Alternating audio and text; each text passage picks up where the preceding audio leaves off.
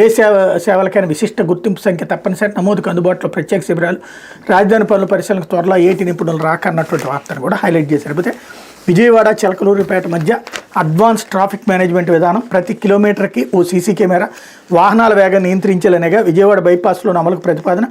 కోల్కతా చెన్నై రహదారిలో విజయవాడ నుంచి చిలకలూరిపేట మధ్య 6 వరుసల రహదారులు వాహనాల వేగ నియంత్రణ, ట్రాఫిక్ అవాంతరాలు వంటి లేకుండా చూసేందుకు భారత జాతీయ రహదారుల ప్రాధికార సంస్థ ఏర్పాట్లు చేస్తుంది. అడ్వాన్స్ ట్రాఫిక్ మేనేజ్మెంట్ విధానం అమలు చేసేందుకు అధికారులు ప్రతిపాదన సిద్ధం చేస్తున్నారు. దీంతోపాటు త్వరలో అందుబాటులోకి రానున్న విజయవాడ పశ్చిమ బైపాస్లో సైతం ఈ విధానం అమలు చేయాలని నిర్ణయించారు.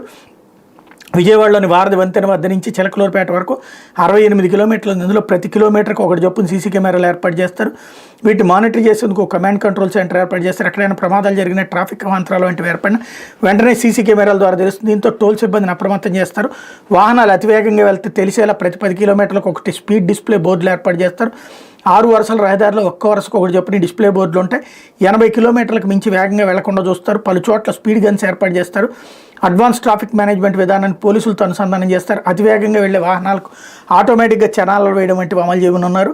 విజయవాడ నుంచి చిలకలూరిపేట బైపాస్ వరకు దీన్ని ఏర్పాటు చేసేందుకు 20 కోట్ల వరకు ఏమవుతుందని అంచనా వేస్తున్నారు. ఇందుకు సంబంధించిన ప్రతిపాదనలు సిద్ధం చేసి త్వరలో ఎన్హెచ్ఏ ఉన్నతాధికారులకు పంపనున్నారు. చిన్నవుట్పల్లి నుంచి గొల్లపూడి మీదుగా కాజా వరకు 48 కిలోమీటర్లు విజయవాడ బైపాస్లో కూడా దీన్ని అమలు చేయనున్నారు. ఇప్పటికే చిన్నవుట్పల్లి నుంచి గొల్లపూడి వరకు 30 కిలోమీటర్ రోడ్డు పనులు దాదాపు పూర్తయి. గొల్లపూడి నుంచి కాజా వరకు 18 కిలోమీటర్ల పనులు ఏప్రిల్ నాటికి పూర్తి కావాల్సి ఉండగా, రాజధాని ప్రాంతంలో 4 చోట్ల గ్రిడ్ రోడ్ల వద్ద కొత్తగా వంతెనలు నిర్మించాల్సి ఉండటంతో మరో ఏడాదిన్నర సమయం పట్టబోతుంది. ఈలోపు అడ్వాన్స్ ట్రాఫిక్ మేనేజ్మెంట్ విధానం సిద్ధం చేస్తామని ఎన్హెచ్ఏ వర్గాలు చెప్తున్నాయి అన్నట్టు వార్తని హైలైట్ చేశారు.